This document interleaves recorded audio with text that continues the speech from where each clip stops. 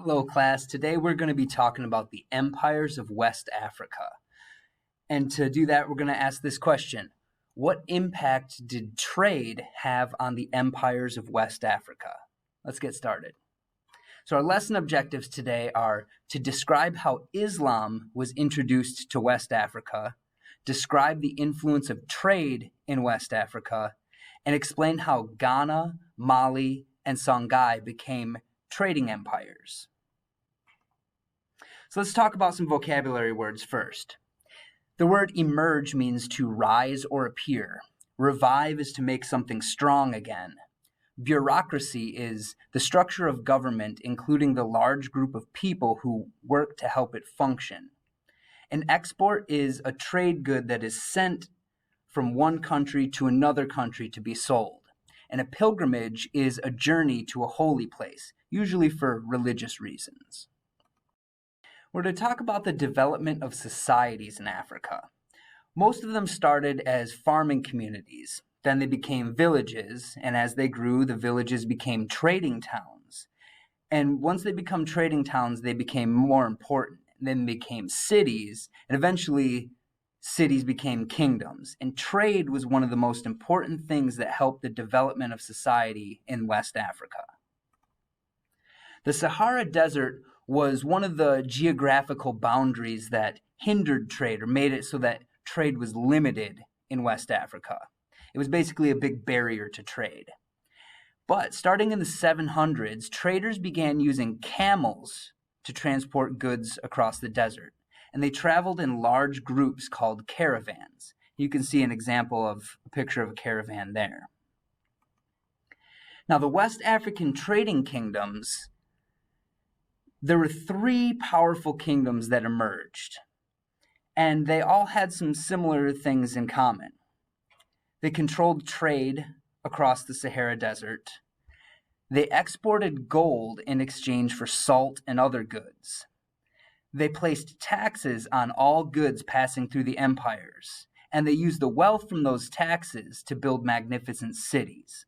So you can see here, you have the Ghana Empire here, central, and the Mali Empire here, and it actually goes to the coast, and then the Songhai Empire there.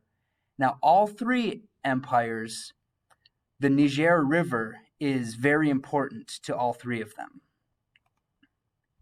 First, we're going to talk about Ghana. In the 800s, Ghana emerged as a powerful trading kingdom. And this picture here is a painting of King Tenkamenen of the Ghana Empire. It was ruled by a king who controlled the trade of gold, and they named their kings the Ghana. He had an extensive bureaucracy to manage the kingdom. And remember, the bureaucracy was how the government was formed and who did certain parts of government duties. And he also used a large army to intimidate neighboring settlements and be able to gain obedience from those neighboring settlements and expand the empire. Now let's talk about some cause and effect. Because of trade coming through the region, ideas also spread, and one of those ideas was Islam. So Arab merchants and traders introduced Islam, and a lot of Ghana's rulers actually converted to Islam. Literacy increased, and mainly the literacy that increased was in Arabic so that they could read the Quran. Islam was observed alongside the traditional beliefs that many of the people of the region already held. One of those beliefs is animism, and that's the belief that nature, often plants and animals, contains the spirits of our ancestors. The next empire that we're going to talk about is the Empire of Mali. Mali was founded by Sunjata in the 1200s. Its wealth also was based on gold and trade, very similar to Ghana. Now, Mali's emperor was called the Mansa, and we're going to talk about the first Mansa. We're going to talk about Mansa Sunjata. He was known as the Lion of Mali, and also known as the Lion King. His father was King Nare Maghan Konate, and he ruled the Mandinka people. Now, there was a legend or a prophecy that if the king married an ugly wife, he would give birth to a magnificent king. Well, he already had a wife, but he took a second wife, and who was born was Prince Sunjata.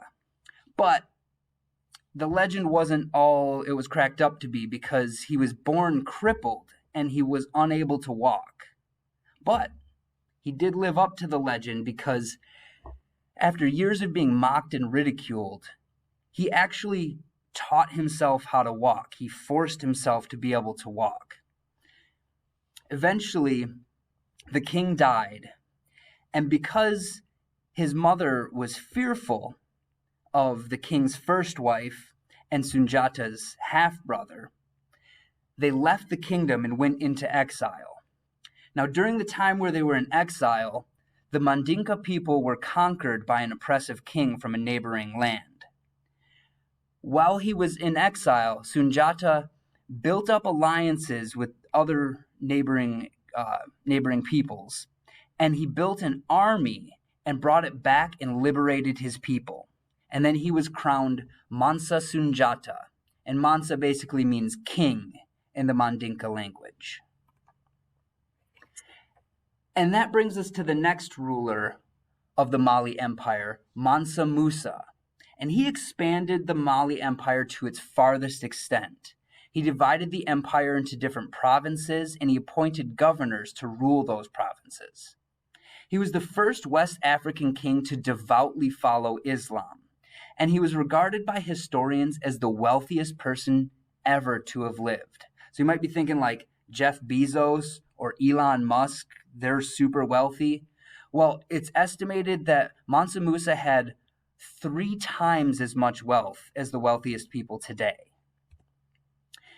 One of the parts of him being a devout Muslim was he went on a Hajj, which we know that is that pilgrimage to Mecca. And he was accompanied by a huge caravan. Remember, the caravan of the people that travel through the desert. So you can see here in this picture, he had a ton of people following with him. And his travels caught the attention of Europeans. And the Europeans, they desired the vast wealth of West Africa. And eventually that started to lead to the colonization that we saw in West Africa in the following centuries. So let's read this quote to talk about the effects of Mansa Musa's Hajj. This man, Mansa Musa, flooded Cairo with his generosity. He left no court emir nor holder of a royal office without the gift of a load of gold. The people of Cairo made incalculable profits out of him and his traveling party in buying and selling and giving and taking. They exchanged gold until they depressed its value in Egypt and caused its price to fall. And that was a written account from when Mansa Musa went on his Hajj. Now, if we think about this account, what's the effect of his visit to Cairo? So we have this question here. Was it that Cairo began to flood? Well, we don't see anything about flooding in here. Is there anything about Islam? Not necessarily. People wanted to trade in salt and gold. Well, we see a lot about gold in here, but nothing really about salt. How about Musa's spending resulted in gold becoming less valuable in Cairo? Yeah, we'll see that exchanged gold that depressed its value. It caused the price to fall. So we know that that's the answer there from the reading.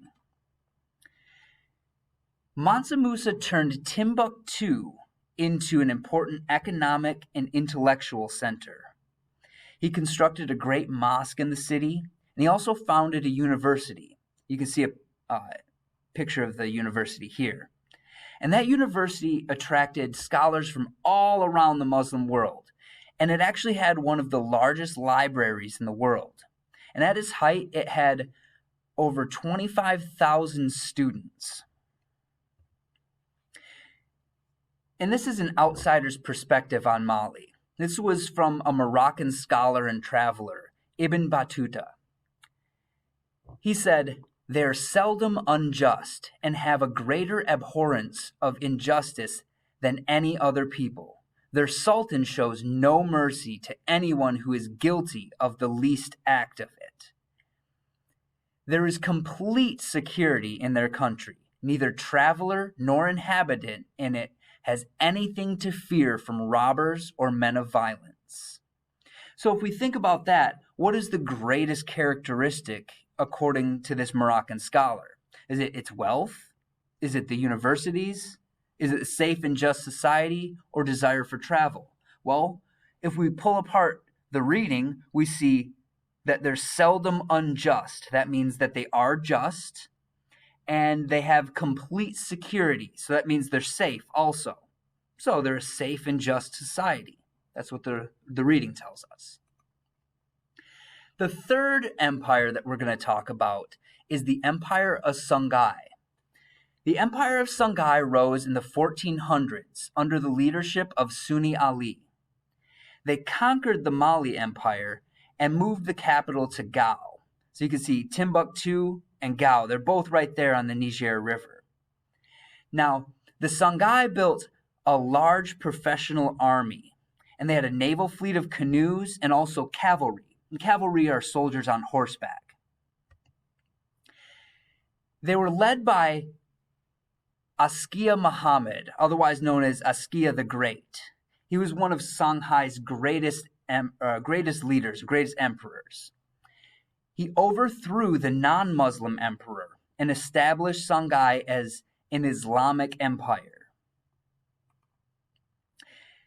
That brought about many achievements in government, education, and also trade. They established Islamic law and created an efficient bureaucracy to run the empire. They revived education with increased support for universities, and they worked to expand trade even further than the other trade empires. They exported gold and also enslaved people, and we can see that that's part of the beginnings of the slave trade. And they imported salt and horses and luxury goods.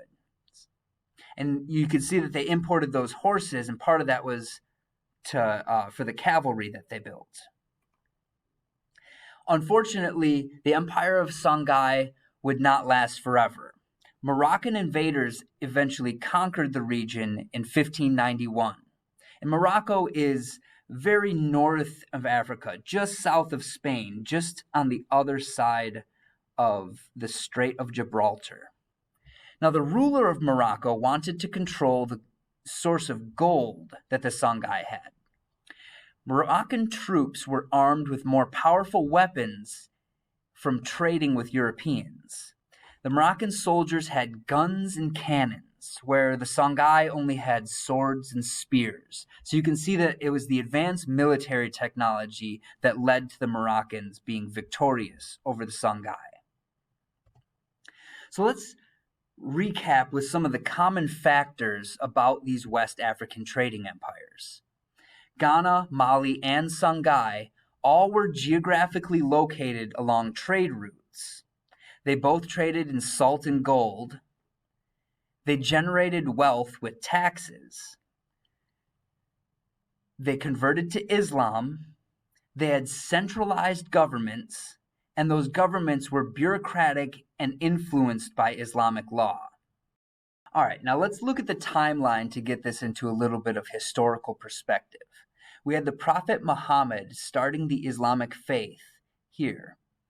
And because that was in the Middle East and it took some time for that to travel across the Sahara Desert into West Africa, we can see that a few hundred years later, we have the Empire of Ghana. And remember that Ghana was the empire in West Africa that converted to Islam. And then we see Mansa Musa going on a pilgrimage. And remember that pilgrimage that he went on was the Hajj. So we know that he was a devout Muslim at that point. And we have the empires of Mali and Songhai. And then we see here that Portuguese explorers claim West African lands in the middle of the 1400s. And that's where we start to see more influence from European traders, especially along the coast.